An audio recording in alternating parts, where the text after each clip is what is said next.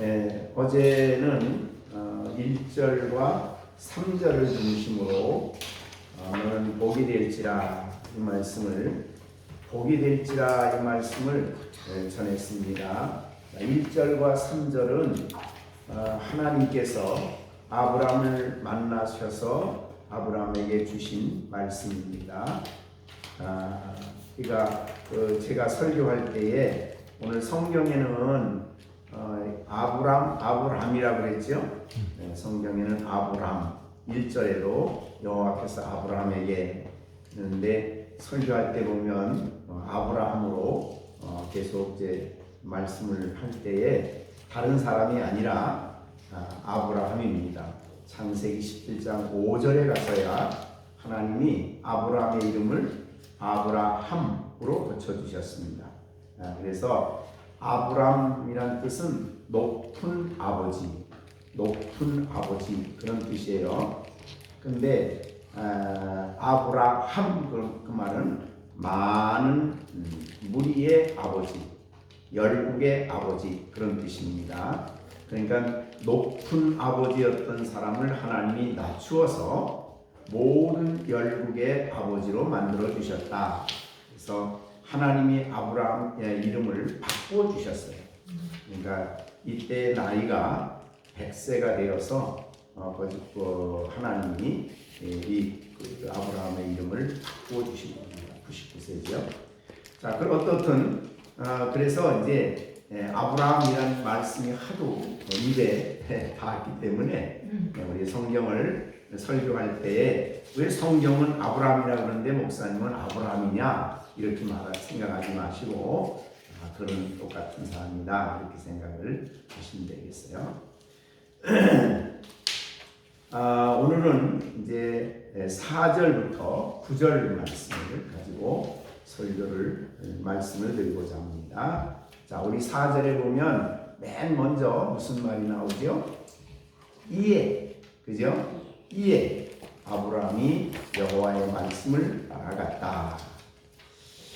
자, 그러면 어제 말씀드릴 때에 하나님이 너는 복이 될지라. 이 복이 될지라는 것은 아브라함이 앞으로 반드시 그가 복이 되는 어떤 지역이든지 아브라함이 들어가면 또 어떤 사람이든지 아브라함을 만나면 복을 받게 됩니다. 그래서 아브라함이 너는 복이 될 거다. 우리 열린샘교회 모든 식구들에게 주신 약속이기도 해요. 언약이기도 하지요. 그래서 내가 너에게 복을 주고 이것은 이제 믿음의 복, 예수 믿는 복, 구원의 복, 의롭다함을 얻는 복입니다. 그 복을 주어서 내 이름을 창대케 하는데 너는 복이 될지라. 사실은 사람이 자기만 알고 살아가면 자기만 위해서 살아가면 이름이 다 사라져버리고 없어져버립니다. 그런데 다른 사람에게 복이 되면 그 이름이 많은 사람들에게 기억이 되고 또 많은 사람들에게 알려지는 그런 이름이 될 수 있죠. 자, 우리 성경에 보면은 이 말씀을 잠깐 우리가 이 4절 말하기 전에 그 복이 될지라는 말씀을 할 때에 성경에 아브라함은 하나님이 나중에 믿음의 복만 준 게 아니라 굉장히 재산도 많이 주셨어요. 그래서 그가 받은 그 재산은 정말 우리가 지금 상상할 수 없을 정도로 그런 복을 하나님이 아브라함에게 복을 주셨습니다. 이 아브라함은 자기의 그 자부를 그러니까 이삭의 아내를 며느리죠 얻기 위해서 자기의 그 하인을 아브라함이 자기 고향으로 보냅니다. 그렇죠? 갈대아 우르로 그 하란으로 보내가지고 그 외삼촌인 라반의 누이지요 사라를 만나게 하죠. 그런 과정이 있는데 그 과정 속에서 아브라함의 노종이 이제 24장인데요. 창세기 24장에 아브라함의 노종이 아브라함에 대한 설명을 하면서 아브라함은 24장 1절에 보면 나이가 많아 늙었고 여호와께서 그에게 범사에 복을 주셨어요. 그러니까 믿음의 복뿐만 아니고 범사의 복을 주셨어요. 35절에 보면 여호와께서 나의 주인에게 크게 복을 주셨어요. 그죠? 그리고 창성하게 하시되 소, 양, 은, 금, 종들과 낙타, 나귀들을 그에게 주셨어요. 이거 엄청 부자가 됐습니다. 부자가 됐는데, 자, 이렇게 부자가 된 이 아브라함은 하나님이 나 부자가 되게 하셨으니까 잘 먹고 나만 잘 먹고 나만 이 배부르게 또 그렇게 살자 그러지 않았지요. 아브라함은 그렇게 안 살았어요.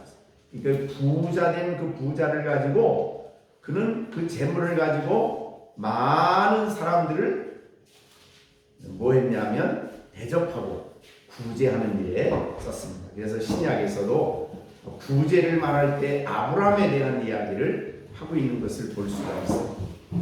그래서 너희가 부지런히 구제해라. 부지 중에 천사를 영접한 사람이 있다. 그 누구예요? 그게? 그게 아브라함이에요. 그죠? 그러니까 그는 하나님 주신 이 물질을 가지고 부지런히 많은 사람들에게 대접을 했어요.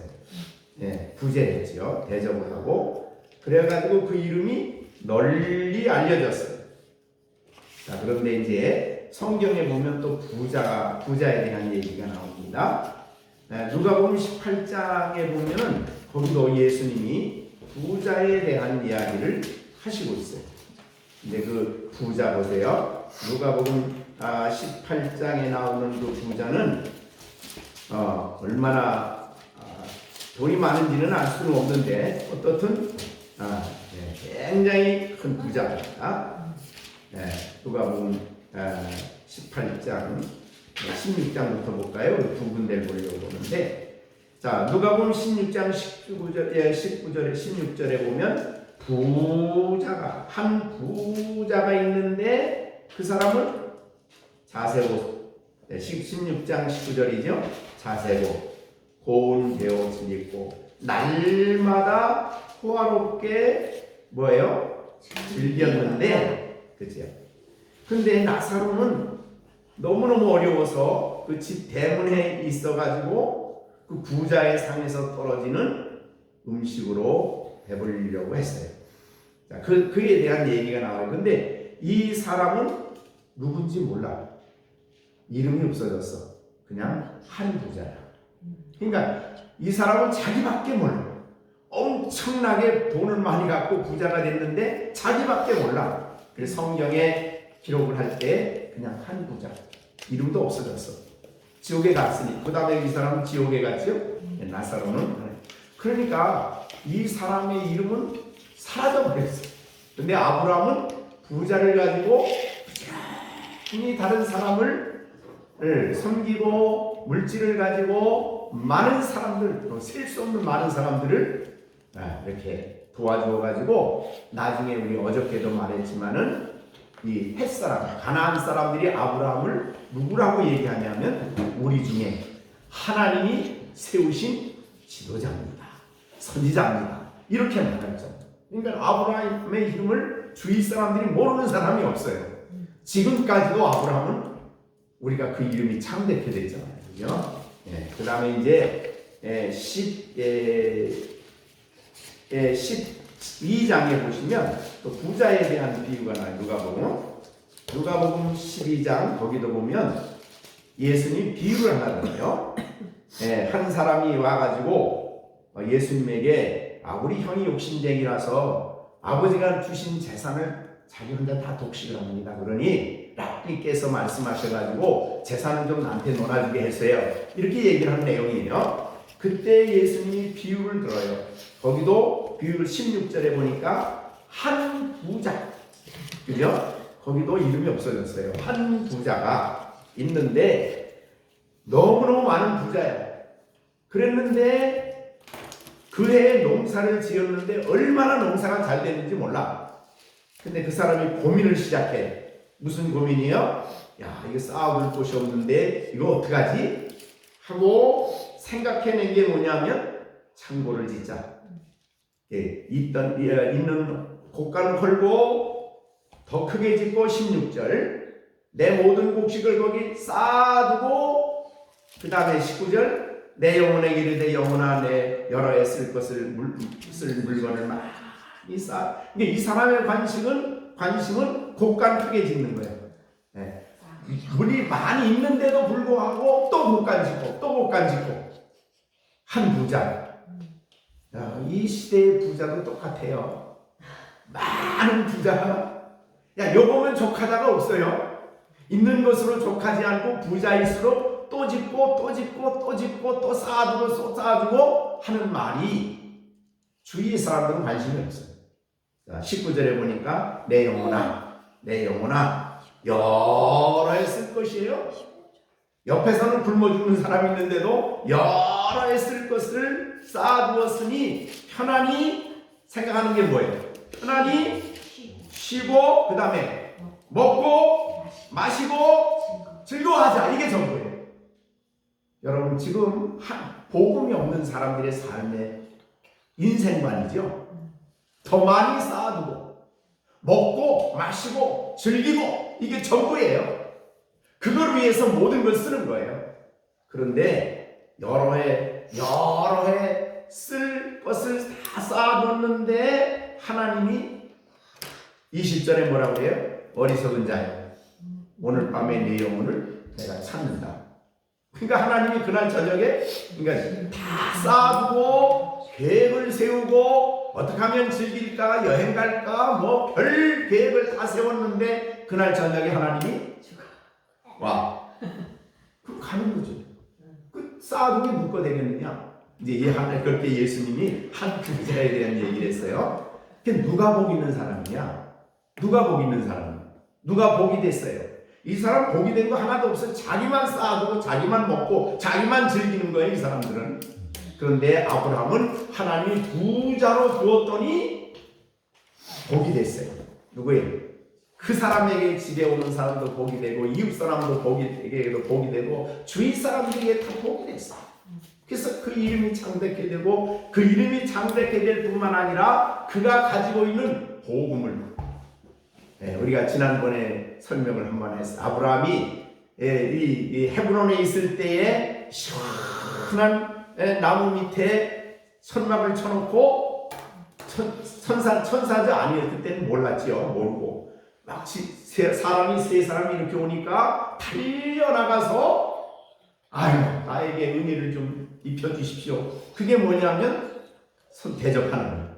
좀 바쁘시지만 들어오십시오.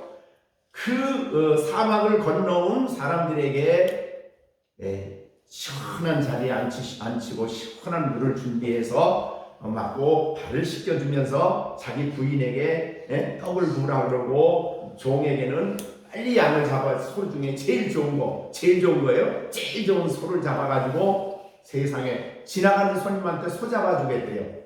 소 한 마리가 지금 얼마인데. 자 그렇게 해서 잔뜩 차려놓고 잡숫게 하는 거예요.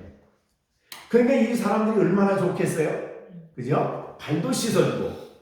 그러니까 그렇게 그냥 맛있게 먹고 있을 때 동양 그 지방의 그 먹는 습관은요 우리 같지 않고 전부 다 성경 시대에는 다 이렇게 앉아서 먹어요. 앉아서 그냥 얘기하면서 먹는데 아브라함이 얘기를 시작합니다. 무슨 얘기 했을까요?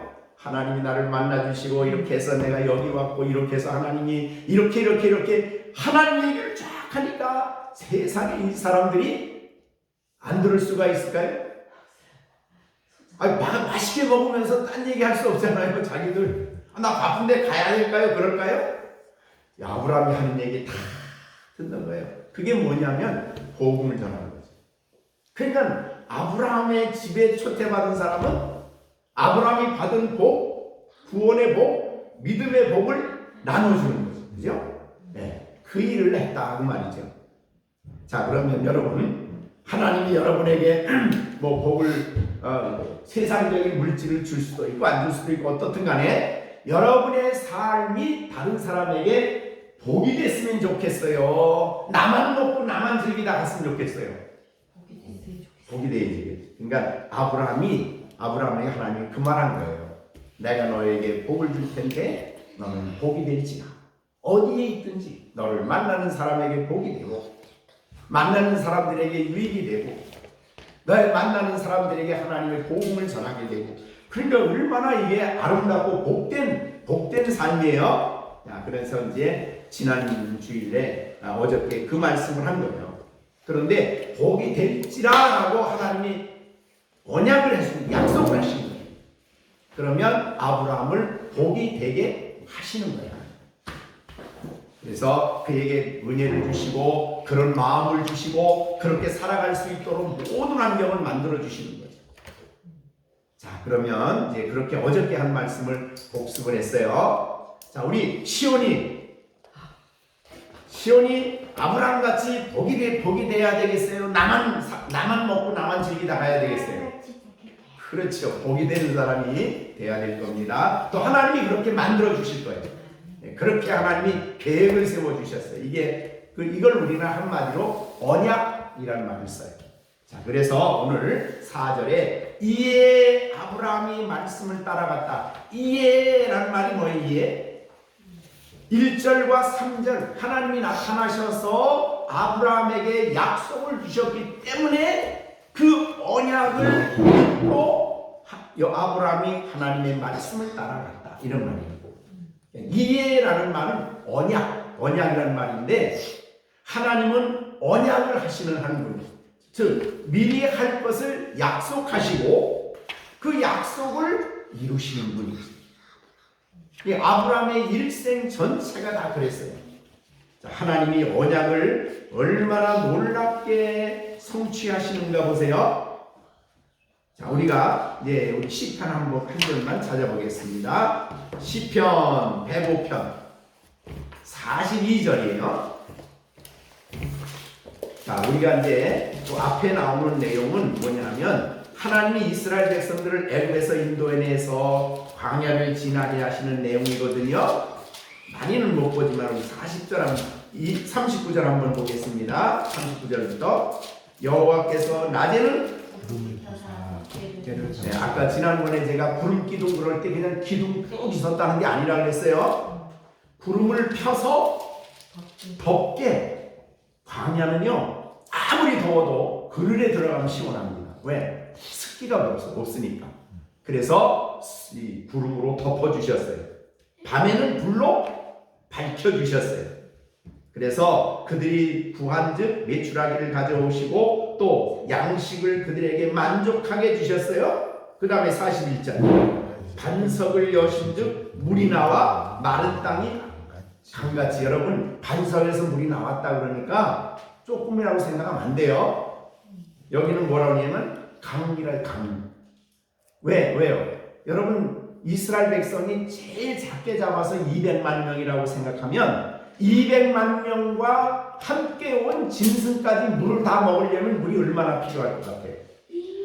조금 내가가 아니야. 그래서 여기 성경에는 강이라는 말을 썼어요. 강. 그러니까 여러분이 우리나라 지금 광주, 지난번에 보니까 광주, 전라도 광주의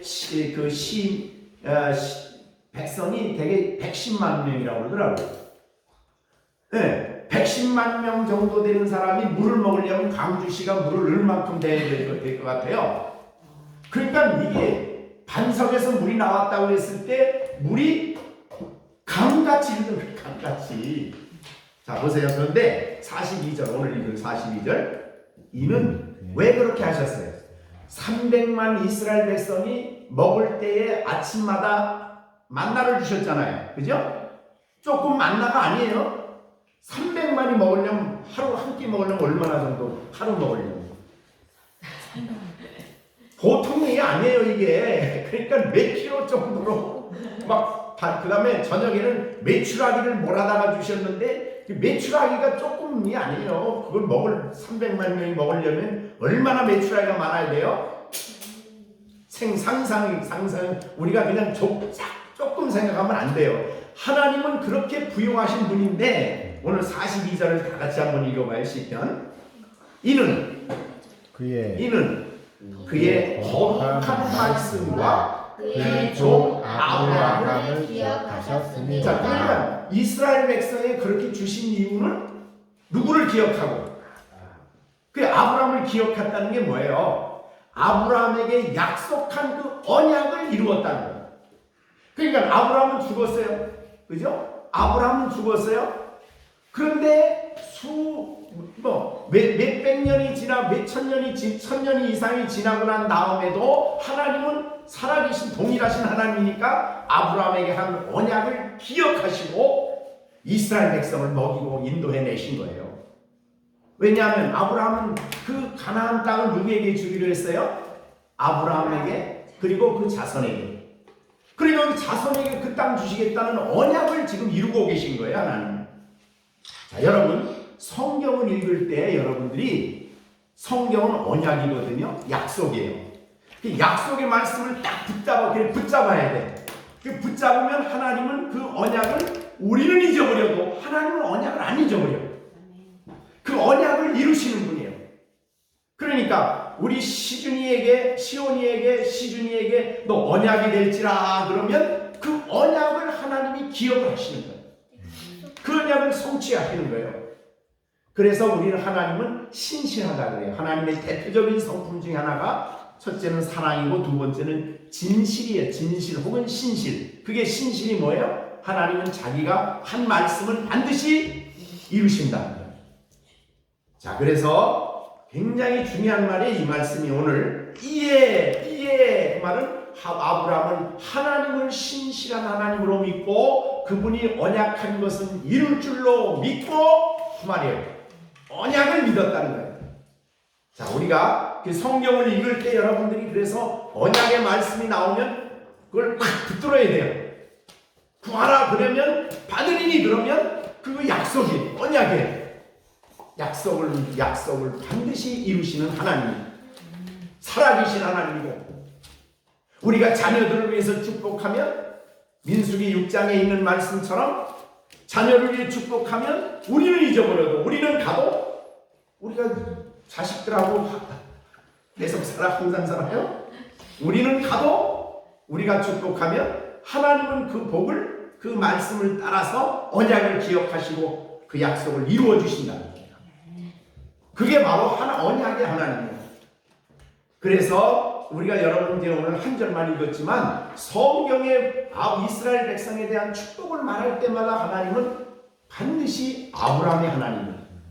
아브라함에게 약속한 아브라함을 기억하시고 아브라함을 생각하시고 하나님이 복을 주셔요. 그러니까 얼마나 우리가 신실하신 하나님을 믿고 살아가는 일이 얼마나 귀한지 모릅니다. 그래서 이에 그 말이 이에 앞에 1절과 3절에 있었기에 하나님이 약속하셨기에 하나님이 언약하셨기에 이런 말이죠. 이에 아브라함은 그 언약의 말씀을 따라갔고 라는 말이죠. 자, 우리가 하나님의 그 언약이 이루어지기 위해서 우리가 해야 할 중요한 일은 순종이에요. 말씀을 따라가는 일이에요. 아브라함은 사람 따라가지 않았어요. 근데 보세요. 뒤에 보니까 사람을 따라간 사람의 이름이 나와요. 누구죠? 롯이요. 롯은 누굴 따라가요? 아브라함을 따라갔어요. 그러니까 이 롯의 신앙이 벌써 출발부터 문제가 있어요. 그래서 나중에 아브라함과 이삭이 나눠지면서 롯이 나눠지면서 롯은 어디를 선택하냐면 소돔을 선택을 해요. 왜? 사실은 그는 말씀을 따라온 사람이 아니라 아브라함을 따라가는 사람이에요. 그래서 계속 문제가 생겨요. 그래가지고 나중에 우리가 소돔이 멸망할 때에 참 비참한 상황이 벌어지죠. 그 사람들이 후손이 암몬 족속, 에돔 족속, 암몬 족속하고 모압 족속. 그러니까 어떤 면에서 보면 하나님의 구원받은 백성의 반열에, 물론 이제 야고보서에 보면 나중에 이 롯을 의로운 롯이라 그래서 그 믿음을 하나님 인정해 주신 부분이 있지만은 어떻든 간에 여기에서는 말씀을 따라간 사람이 아니라 사람을 따라간 사람이 되어버렸어요. 자, 여러분, 우리가 신앙생활 할 때에 하나님 말씀을 따라가는 사람이지, 언약을 믿고 말씀을 따라가는 사람이지 사람을 따라가는 사람이 아닙니다. 사람을 따라가다 보면요, 시험에 들기 쉽고 넘어지기 쉽고 참 그래요. 그래서 하나님의 축복, 복이 될지라라는 삶을 살아가는 사람은 말씀을 따라가는 사람이에요. 그래서 하나님 말씀을 따라가는 우리 열린센교회 어린이들, 그리고 우리 성도들이 되어주기를 간절히 바랍니다. 자, 우리 시중이는 누구를 뭘 따라가요? 말씀을 따라가야 되겠죠? 그 다음에 시온이도 뭘 따라가요? 하나님 말씀을 따라가야 되겠죠? 시령이도 하나님 말씀을 따라가는 사람이 돼요. 친구 따라가면 안 돼, 친구 따라가고. 친구 따라가는데 따라가지 말고, 또, 이 텔레비 같은 거 보고서 그거 막 따라가지 말고. 우리는 뭐 따라가는 사람? 하나님의 말씀을, 여호와의 말씀을 따라가도라고 하는 이 말씀을 지킬 때에 하나님께서 그를 어느 곳에 가나 복이 되게 하신다, 이 말이죠. 우리나라에 아주 유명한 의사 한 분이 계신데, 장기려 박사님, 장기려. 알아요? 바보 의사 선생님. 근데 그 부산에서 일하신 분인데 아주 유명해요. 자기가 얼마나 바보같이 사람들을 사랑했는지 몰라. 그게 하나님 말씀이 그를 그렇게 바꾸는 거예요. 그래서 그 환자를 열심히 잘 치료해 줬어. 근데 돈이 없대. 그러면 그냥 문으로 뒤로 가게 했어요. 뒷문으로 빼주고. 그러니까 어떻든 얼마나 헌신적으로 희생적으로 일했는지, 그게 어떻게 그렇게 할 수가 있어요? 말씀을 따라가는 사람, 하나님을 따라가는 사람. 근데 그 사람은, 다른 사람의 의사들도 많지만은 지금도 하나님의 교회와 사회에서 지금도 이름이 있어요. 그 돌아가셨는데도. 왜? 누굴 따라가서? 말씀을 따라가서 복이 됐기 때문에, 복이 됐기 때문에 지금도 사람들이, 아니면 그분에게 은혜를 입고 복을 받은 사람들이 기억을 하겠죠. 그걸 기억하는 거예요. 근데 자기만 먹고 자기만 잘 살자 그런 사람은 죽으면 끝이에요. 한 부자로 끝나는 거예요. 자, 여러분들은 이 땅에 살면서 이렇게 하나님의 말씀을 따라감으로 어느 곳에서나 복이 되는 사람이 되도록 하나님이 계획하시고 이끌어 주시고 인도해 주실 거예요. 그렇죠? 그래서 오늘 첫 번째, 하나님의 언약의 하나님을 믿고 그의 말씀을 따라가는 아브라함, 이 복의 근원이 복이 되게 하셨어요. 가는 것마다. 그러니까 다른 사람에게 예를 들면 구제한다 그러면 아무것도 없으면 구제 못할 거 아니야. 그러면 그렇게 살아갈 수 있도록 하나님이 모든 걸 주시는 거예요. 그래서 받는 거예요. 그래서 우리 정집사님도 그렇고 김집사님도 그렇고 이 가정이 하나님의 복이 되려면 그 복을 받고, 구원의 복을 받고, 그렇게 다른 사람의 복에 영향을 미치려면 필요한 것들 하나님이 주시는 거죠. 환경을 만들어 주시는 거예요. 그러니까 그렇게 우리가 알고, 오늘 이 4절 말씀이 이해라는 말씀이 굉장히 중요하다. 언약의 하나님, 언약을 이루시는 하나님, 성취하시는 하나님, 나에게 약속하신 그 약속을 굳게 붙들고 갔다. 이 말을 꼭 기억해 주시길 바랍니다. 자, 두 번째 5절 봅니다. 아브라함이 그의 아내 사레와 조카 롯과 하란에서 모은 모든 소유와 얻은 사람들을 이끌고 가나안 땅으로 가려고 떠나서 마침내 가나안 땅에 들어가요. 그죠? 하나님 말씀을 이제 따라가서 마침내 약속의 땅에 도착을 해요. 그런데 보세요. 6절에 아브라함이 그 땅을 지나 세겜 땅 모래 상수리 나무에 이르렀는데 그때의 가나안 사람들이 이미 그 땅에 거주했어요.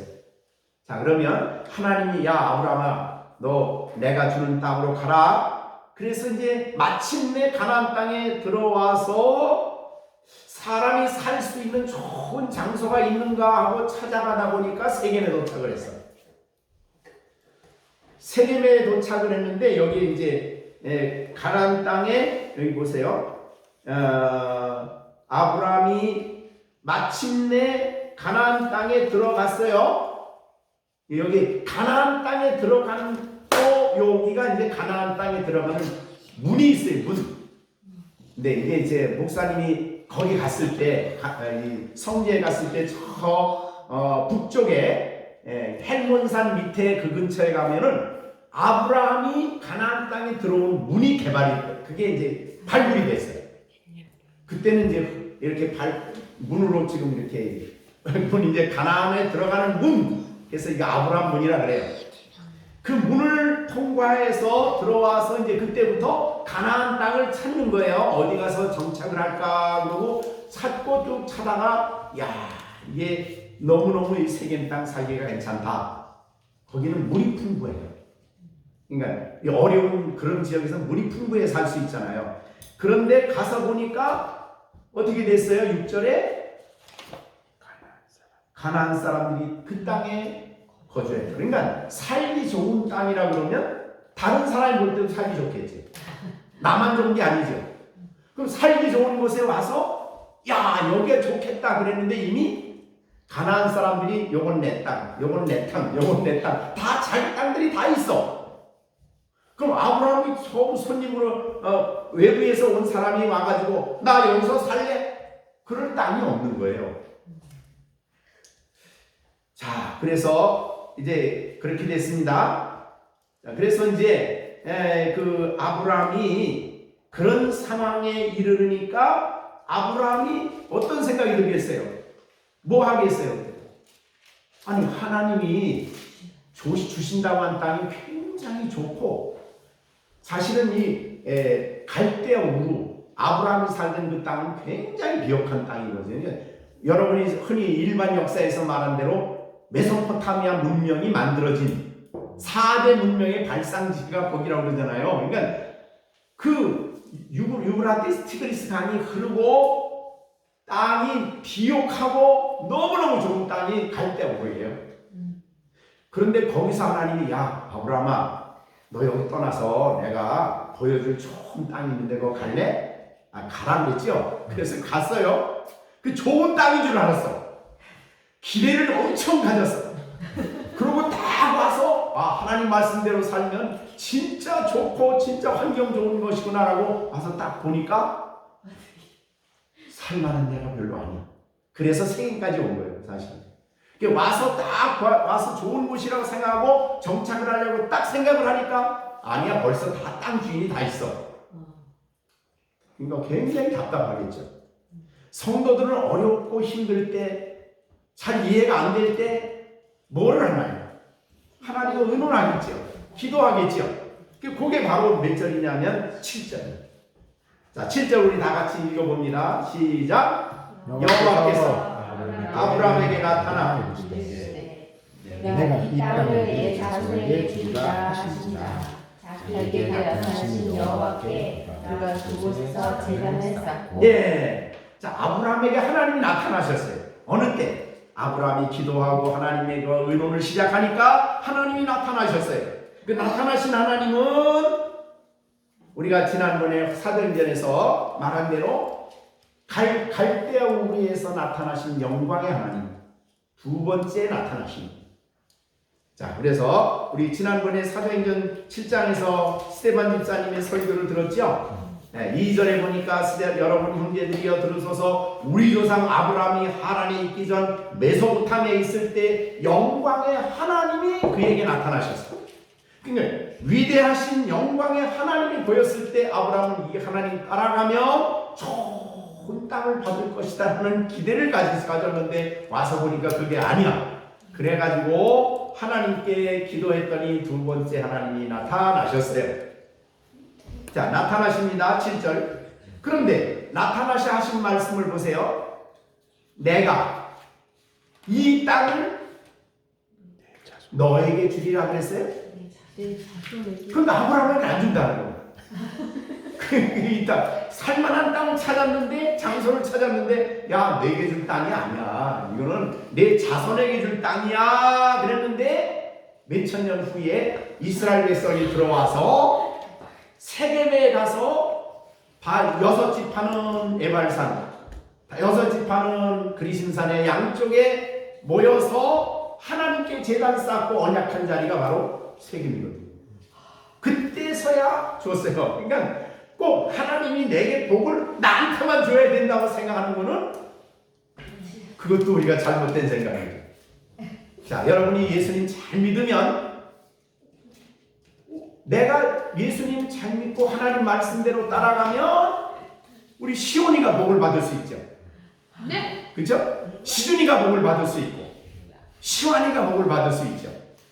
내가 하나님 말씀을 따라서 부지런히 정말 주위 사람들에게 복을 주고 사랑을 주고 혜택을 주면 시련이가 복을 받아요. 그렇죠. 그러니까 우리는 꼭 내가 잘 믿어서 내가 왜 복 받아야 된다. 오히려 초대 믿는 사람들은 더 힘들 수 있어요. 그러나 내가 그러니까 우리 아까 말한 장미려 박사님도 그 아버지 장로님이신데 그분이 신앙생활을 철저하게 했는지 아침에 일어나서 자식들을 다 불러가지고 새벽기도 시키는 거예요. 그럼 이 장미려 박사님이 그게 엄청 싫었대요. 그냥 뭔가 아침에 막 잠자려고 뜸잠을 자려고 그러는데 일어나! 그래가지고 옛날에 어른들은요 새벽에 자식들 다 깨워서 새벽기도 시켰어요. 그래가지고 기도시키는데 너무너무 싫은 거야. 그게 그냥 막. 그런데 지금 나중에 그가 깨닫고 생각하니 그것이야말로 내게 가장 큰 선물이었다. 그러니까 우리가 지금 부모들이 첫 세대가 신앙생활을 가르치는 일은 또 믿음 생활하는 일은 사실은 힘들고 어렵지만 내 후대들이 하나님이 복을 주시는 거예요. 그래서 오늘 본문에 보니까 아브라함이 기대를 가지고 왔는데 야, 이 땅은 내게 줄 땅이 아니야. 내 자손에게 주는데 그것도 이삭도 아니야. 야곱도 아니야. 요셉도 아니야. 수백 년 후에 그 자손들이 그걸 받았어. 하나님은 당장 안 받아도 하나님의 계획하심에 따라 주시는 거예요. 얼마나 귀해요. 얼마나 아름다워요. 야, 우리 시온이 1대, 2대, 3대 자손대대로 하나님이 믿음의 가문이 되어 복받는다 그러면 이거 정말 대단한 일이죠. 자, 어떻든 간에 우리 성경의 말씀이 그렇습니다. 자, 여호와께서 나타나 이르시되 내가 이 땅을 내 자손에게 주리라 그랬더니 아브라함이 하나님 자손까지 기대 안 할게요. 나한테만 주세요. 그렇게 아브라함이 생각 안 했어요. 하나님이 말씀하신 그 말씀을 그대로 받아들이고 그가 바로 그 자리에 산 일이 뭐예요? 예, 하나님께 감사의 제단을 쌓는 거예요. 하나님이 내 후손에게 주신다는 그 약속도 그대로 믿어서 이게 아브라함의 특징이에요. 그리고 거기에 제단을 쌓고 기업을 했어요. 하나님 앞에 예배를 드렸어요. 감사를 드렸어요. 우리가 하나님의 말씀을 받고 그래서 예배를 드리는 거죠. 하나님 말씀을 듣고 예배를 드리는 거죠. 그래서 아브라함의 삶의 가장 중요한 특징은 바로 이 제단 쌓는 일이죠. 가장 위대한 제단은 모리아산에서 자기 아들을 바치겠다는 제단이에요. 그러니까 얼마나 놀라운 헌신이에요. 놀라운 순종이에요. 자, 이래서 이 제단을 쌓았다. 이게 하나님께 감사 예배를 드렸다는 거예요. 그래서 우리도 주일 예배를 드릴 때는 정말 그런 감사가 가득한 나타나신 우리에게 주신 말씀을 붙들고 하나님 앞에 예배를 드리는 그런 자세, 이것이 우리에게 중요함을 보여주고 있습니다. 그러니까 나중에 이삭도 아브라함이 이 사실을 알고 보면요, 아브라함이 제단 쌓는 거 봤죠. 계속 봤습니다. 그런데 하나님이 어느 날 아브라함에게 내 이삭을 바쳐라. 그래서 이삭이 나무를 쪼개가지고 이삭을 데리고 모리아산으로 3일 길을 가는 거예요. 근데 이삭이 볼 땐 이상해. 왜? 제단을 쌓으려면 반드시 재물이 있어야 되는데 재물이 없는 거예요. 그래서 가다가 자기 아버지 아브라함에게 물어봐요. 아버지, 우리가 지금 제단 번제 드리러 간다고 그러는데 왜 재물이 없어요? 그때 아브라함이 야 너다 그러겠습니까? 못 그러는 거예요. 어떻게 됩니까? 막 지금 그러자라도 마음이 아파 죽을 지경인데 아브라함이 이삭 아들 바치러 이삭 데리고 가면서 즐거운 마음으로 갔겠어요? 아니에요. 말할 수 없는 아픔을 가지고 눈물을 흘리며 갔을 거예요. 분명히. 그래서 그때 아브라함의 심정은 장차 이 땅에 독생자 보내주실 예수님을 보내주실 하나님 아버지의 마음을 해야겠다는 거예요. 그때 자기 독생자를 이 땅에 보내주시며 십자가에 내어 보내주실 하나님 마음이 즐거워서 막 아들 보낸 거 아니에요. 말할 수 없는 아픔이 하나님께 있었다는 거예요. 자, 그렇게 아브라함이 이삭을 데리고 가면서 입으로 그 말을 못하고 너다 그 말을 못하고 하나님이 하실 거다 그랬어요. 그거는 그냥 정말 감동으로 나온 말이야. 너라는 말을 못하니까 하나님이 준비할 거다. 그러고 데리고 갔어요. 데리고 가서 그 제단을 쌓고 난 다음에야 이제 이삭에게 이야기. 이삭이 그때가 18살 정도 됐거든요. 그래서 이삭이 아브라함 할아버지 그때 100살이 넘었잖아요. 100이 한 20살 됐으니까 얼마나 노인네요.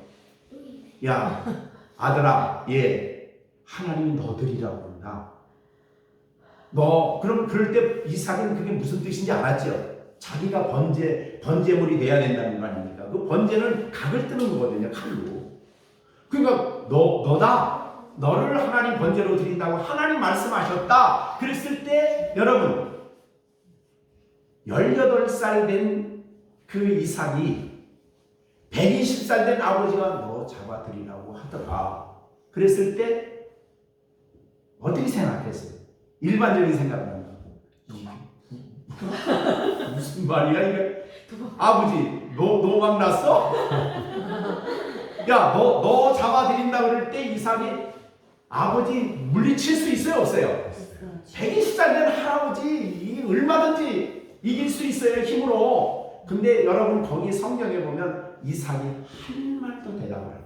그 말은 뭐예요? 아버지가 한 말을 그대로 순종했어요. 왜냐하면 하나님께 늘 번제 드리는 것을 보면서 하나님 말씀에 순종하는 아버지를 통해서 나도 순종해야 되겠다는 것을 18살 되기가 어려서부터 본 거예요. 그래서 자기가 번제로 드린다고 가서 그대로 가서 칼을 받겠다고 번제단에 가서 눕는 거예요. 18살짜리가. 야 우리 시온아, 아빠가 뭐라 그러면 막 싫어 그러면 되겠어요 안 되겠어요? 안 되죠? 그죠? 네. 그러니까 이 아버지의 하나님께 순종하는 그 모습을 본 이삭은 그대로 순종하는 거예요.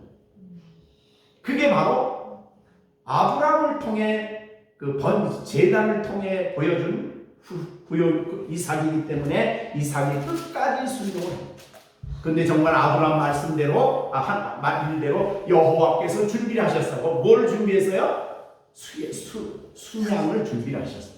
그게 장차 누구를 상징하는 거예요? 예수님을 상징하는 거예요. 거기서 아브라함은 내가 죄 사함 받는 것은 하나님의 아들을 통해서구나. 그걸 이제 복음의 의미를 깨닫고 기뻐했다. 그때 기뻐했다고 했어요. 그러니까 양을 갖다 드리면서 얼마나 기뻤겠어요. 자, 그런 기쁨을 이제 성경이 표현합니다.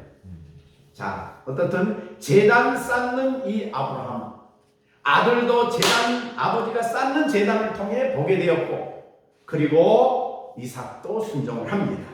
예, 그런 모습을 우리가 본문을 보면서 그 다음에 이제 아들들도 항상 나중에 이제 우리 장막학교에서 한 것처럼 아브라함의 장막에는 이삭도 있었고 또 누구도 있었다고 그랬어요. 야곱도 같이 배웠어요. 그래서 야곱도 우리가 성경의 창세기 보면은 저 애굽으로 내려갈 때에 브엘세바에서 제단을 쌓아요. 왜냐하면 사실은 애굽에서 아들이 오라 그랬기 때문에 그 가려고 출발하잖아요. 그런데 브엘세바에 도착을 해보니까 이거 아니야. 왜? 애굽에 내려가는 건 하나님 뜻이 아니에요. 왜? 이 땅이, 이 가나안 땅이 하나님 주실 땅이기 때문에 안 돼. 그래서 제단을 쌓아. 그랬더니 하나님 나타나셔서 야곱아 두려워하지 말아라. 이스라엘아 두려워하지 말아라. 내가 갔다가 다시 온다. 그래가지고 제단 쌓는 일, 예배하는 일을 통해서 하나님의 은총을 입은 가족이 바로 아브라함의 가족입니다. 자, 제단 쌓는 일이 두 번째, 첫 번째는 여호와의 말씀을 따라갔고, 두 번째는 나타나시는 하나님과 만나고 말씀을 계속 듣고 하나님과 교제하면서 제단을 쌓는 이 일을 통해서 하나님의 복을 받고 계속 하나님의 복을 복이 되는 그런 삶을 살았다 그 말이죠. 자, 그래서 이제 제단을 쌓았습니다. 쌓는데 세겜은 내 자손에게 준다고 그러니까 있으면 안 되잖아요. 또 갑니다. 자, 8절에 보니까 어디를 가요? 거기서 베델 동쪽 산으로 옮겨 그랬습니다. 그러니까 거기는 어디죠? 세겜이죠. 자, 세겜에서 베델 동쪽 산으로 옮겨갔다 그 말은 이제 이스라엘에 가시면 세겜이나 아니면 이 갈릴리 지역에서 저 남쪽으로 남방으로 가는 데는 세 개의 길이 있어요. 하나는 해안길이라 그래서 저 지중해 쪽으로 돌아가는 길이 있고, 하나는 산지길이라 그래서 산 정상을 타고 가는 길이 있고, 하나는 저 요단강을 끼고 돌아가는 왕의 도로가 있어요. 크게 세 도로가 있는데, 첫째는 해안길. 성경에 자주 나와요. 해안길, 그 다음에 산지길. 산지길이라고 그러고 또 족장들이 다녔다 그래서 족장의 도로 그래요. 두 번째. 세 번째는 왕의 도로라고 그래가지고 왕들이 행차하는 전쟁을 할 때는 그 왕의 도로를 써요. 원체 크고 좋기 때문에. 그런 길이 있는데 여기 아브라함은 산지길을 선택해요.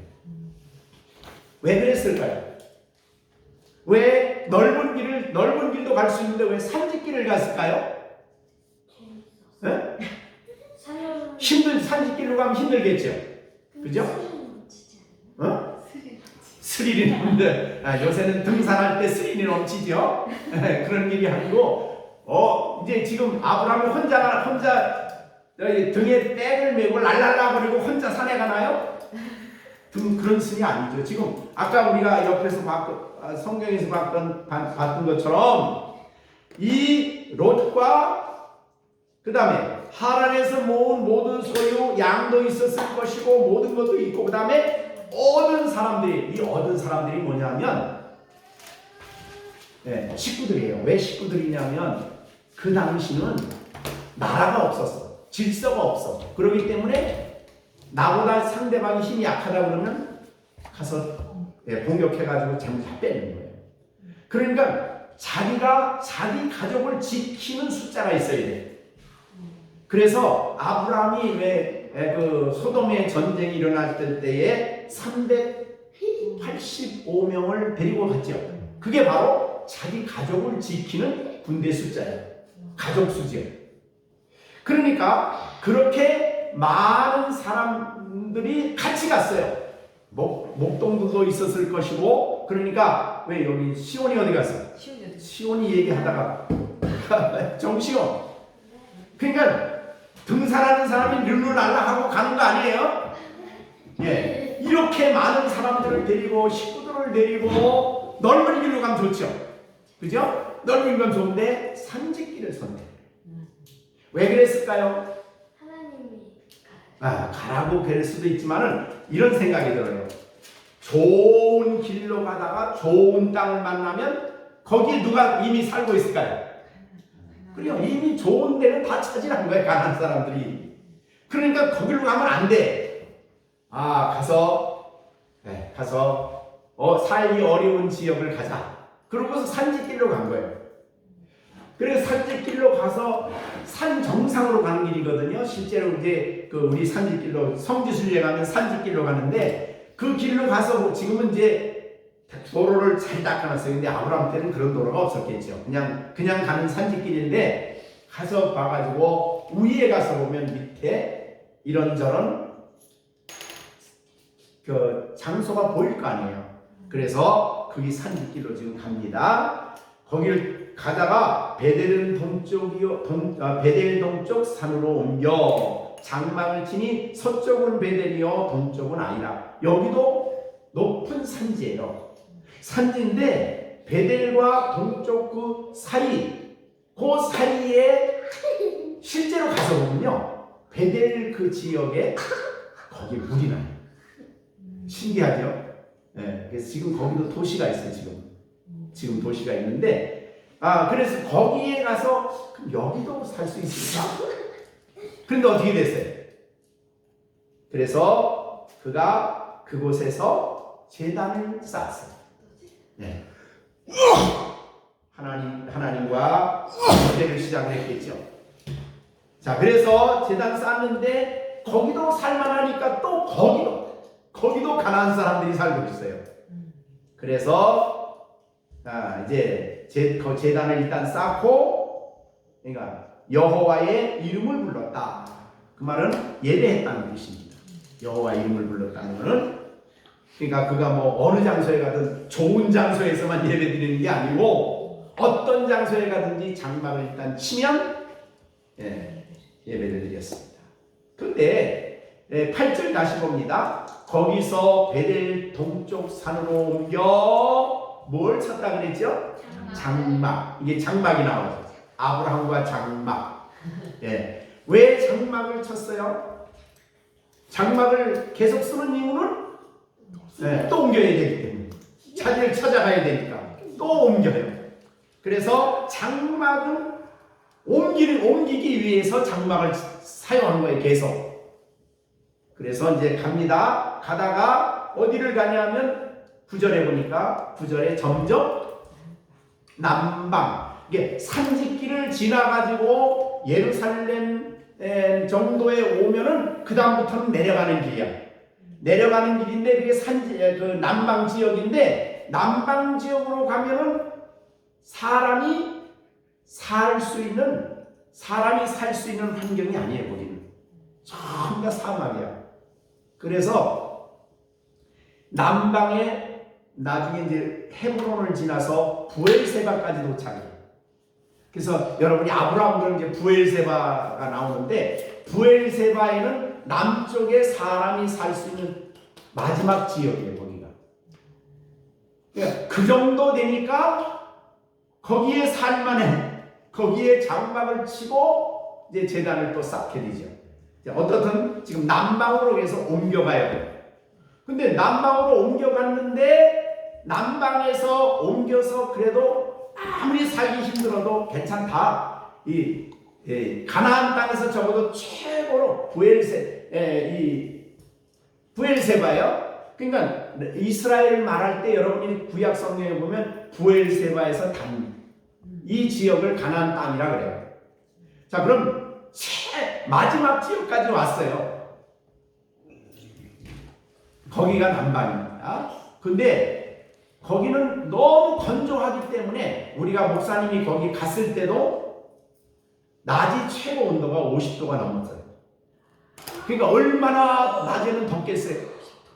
예, 그러니까 여기 농사를 짓는 데가 아니라 정말 목축하는 데예요. 목축도 아브라함이 헤브론에 있을 때, 그 야곱이 헤브론에 있을 때 야곱의 아들들이 양을 치러 어디로 올라갔냐면 저 세계 단까지 올라갔어요.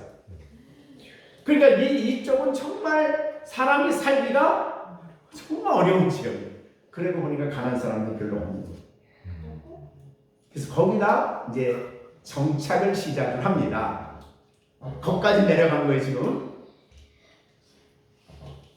자, 그런데 아브라함이 거기에 가서 장막에 머무르면서 거기서 이제 하나님 에셀나무를 심어 시원한 나무에 에셀나무라고 그러는데 그 나무를 보면 에셀나무를 보면 희한해요. 나무 끝에 보면은 우리가 갔을 때도 나무 끝에 보면은 이 물방울이 많이 맺혀요. 새벽에 밤에 이슬이 와가지고 그러니까 그 남방 지역은 주로 이슬이 많이 와. 지중해에서 습기가 있는 나라예요. 그래가지고 그 지역을 나무에 에셀나무에 물이 붙었다가 아침이 돼서 낮이 되면은 물기가 싹 날아가. 그럼 물기가 날아가면 그 밑이 어떨까요? 시원해요. 그래서 에셀나무 밑에 장막을 치고 사람들을 거기서 대접을 하는 거예요. 그러니까 에셀나무 밑이 시원하죠. 이것이 바로 이제 그 상황인데 남방에 점점 옮겨갔더라 그랬어요. 그래서 거기서 장막을 칩니다. 그 치면서 아브라함이 계속 장막에 머무르죠. 왜 그랬을까? 집이 없어서. 어? 집이 없어서. 집이 없어서. 집을 지면 되죠. 뭐. 그죠? 근데 집을 짓지 않았어요. 아브라함이 이 가나안 땅을 오고, 우리 히브리서에 배웠죠. 가나안 땅을 오고 가면서 그가 무슨 생각을 했냐면 내가 가나안 땅에 내가 정착할 수 있는 장소는 없구나. 그래서 장막에 늘 치면서 양 치는 사람들은 저 북쪽으로 올라가서 양을 치고 내려오고 양을 치고 내려오고 그랬어요. 그래서 아브라함이 깨달았어요. 하나님이 나에게 주시겠다고 하는 땅은 여기가 아니다. 그럼 어디예요? 네? 진짜 하나님 나에게 주시고자 하는 그 땅은 여기가 아니고 하나님 나라다라는 것을 깨달았어요. 자, 우리 히브리서 11장 한번 다시 한번 봅니다. 히브리서 11장.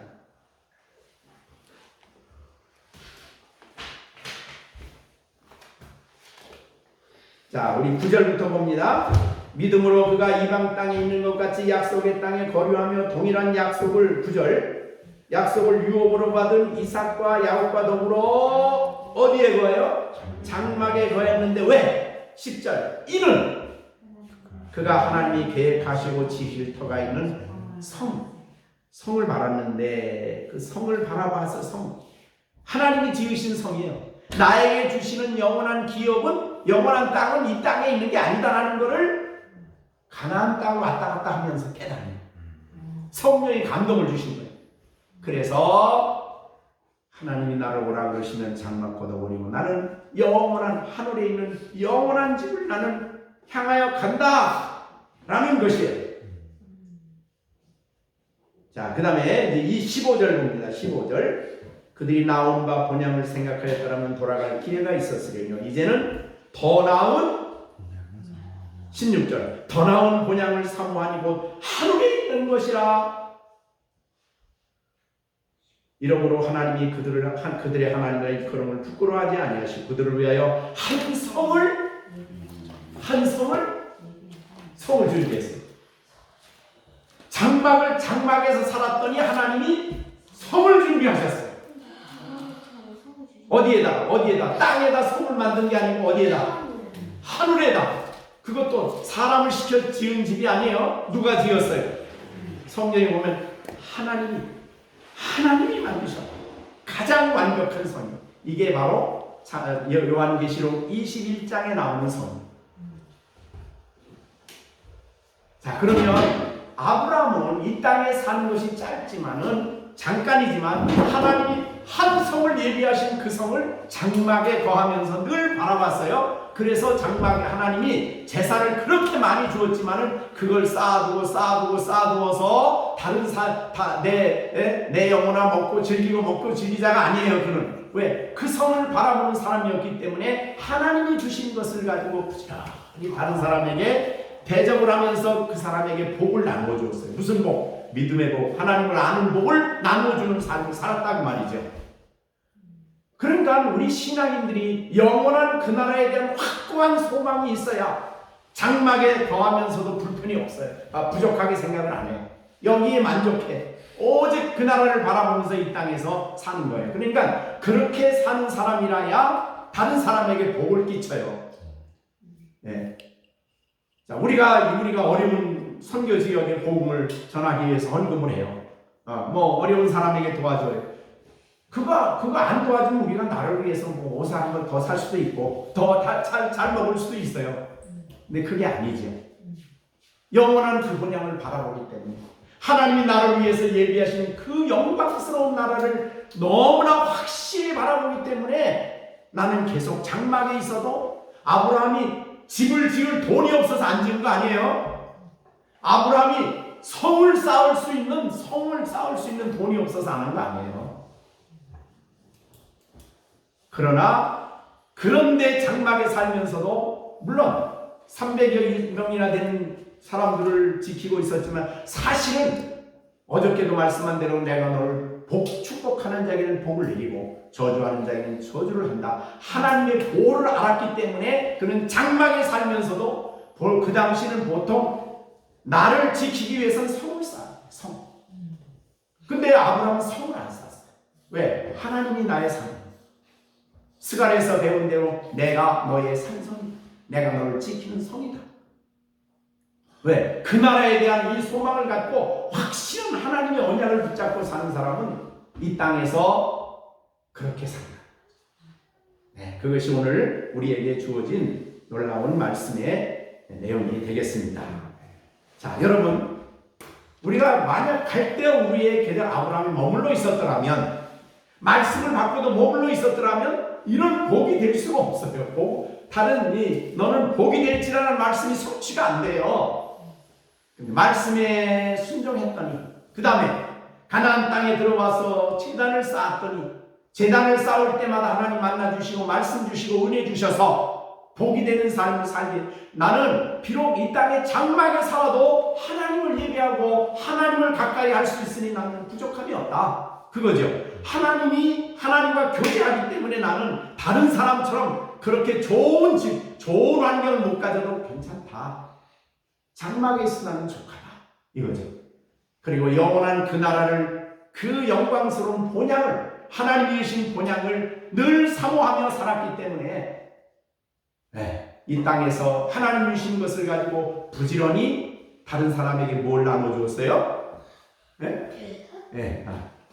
물질을 나누어주고 도움을 주고 그 과정을 통해서 손님을 대접하면서 그 사람에게 복을 나눠줬어요. 복음을 나눠주었어요. 복음을. 그것이 아브라함의 삶이다.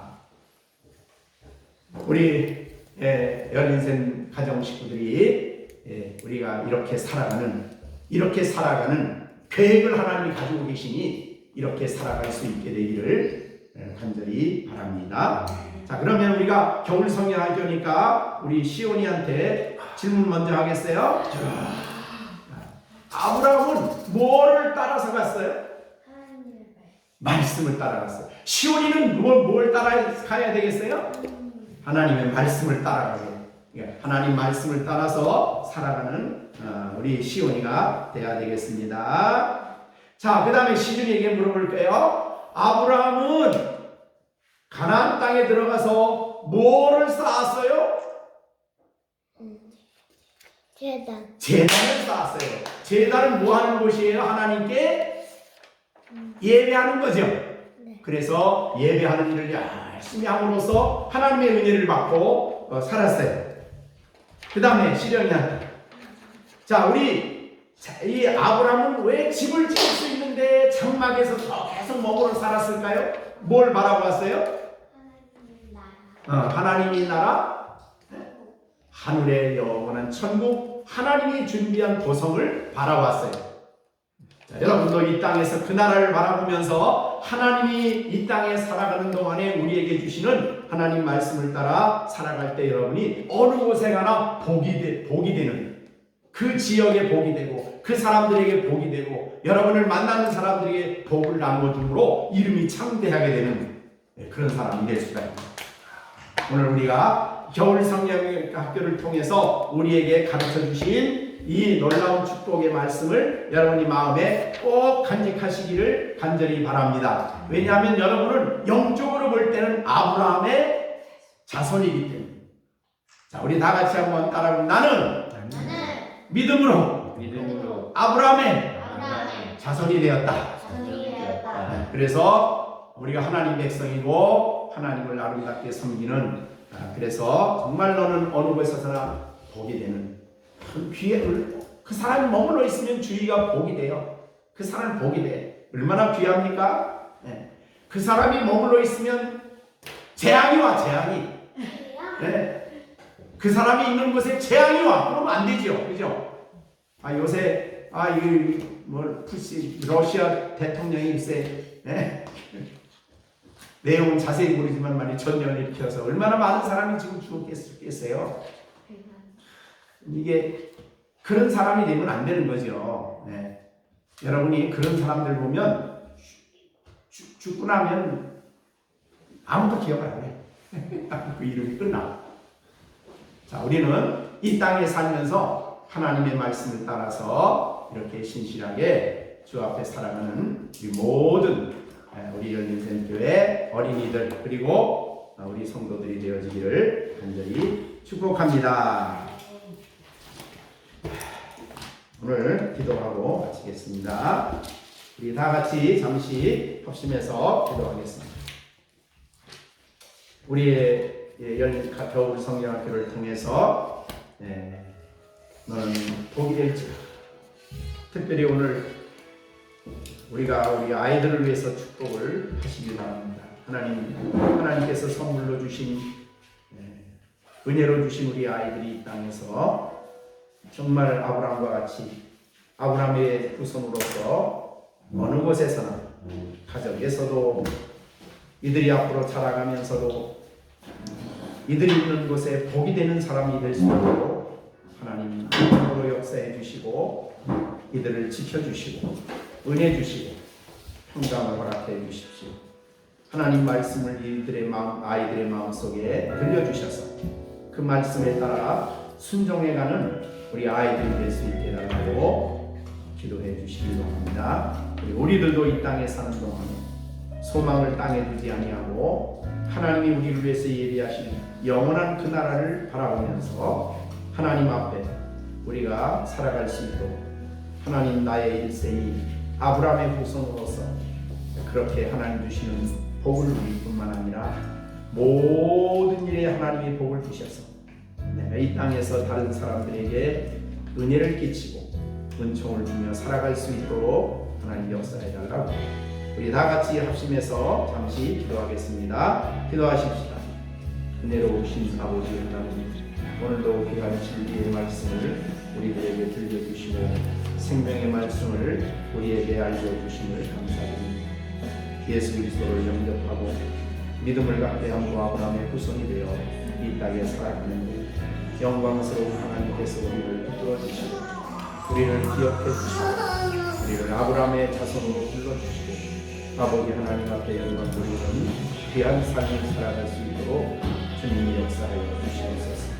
나만을 위해 사는 삶이 아니라 하나님의 거룩한 나라를 위해서 복되게 살아가는, 그리고 아버지 하나님 우리 자녀들에게 은혜 주셔서 아버지 하나님 우리의 인생때 어린 성도들 우리 시준이, 시완이 또 승아를 기억해 주시고 그들이 평생 사는 동안에 하나님 어느 곳에서나 복이 되는 귀한 삶을 살아갈 수 있도록 복내려 주시옵소서.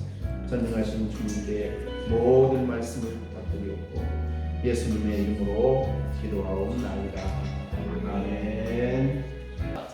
이제는 우리 주 예수 그리스도의 은혜와 하나님 아버지의 사랑과 성령의 교통하심과 능력 주심과 인도하심이 오늘도 주의 말씀을 듣고 하나님의 거룩한 백성이 되어 아브라함의 자손으로서 이 땅에 복이 될 것을, 또 그렇게 이루어 주실 주님을 믿는 우리 모든 열린생교회 식구들 가운데 이제로부터 영원토록 함께 계실지어다. 아멘.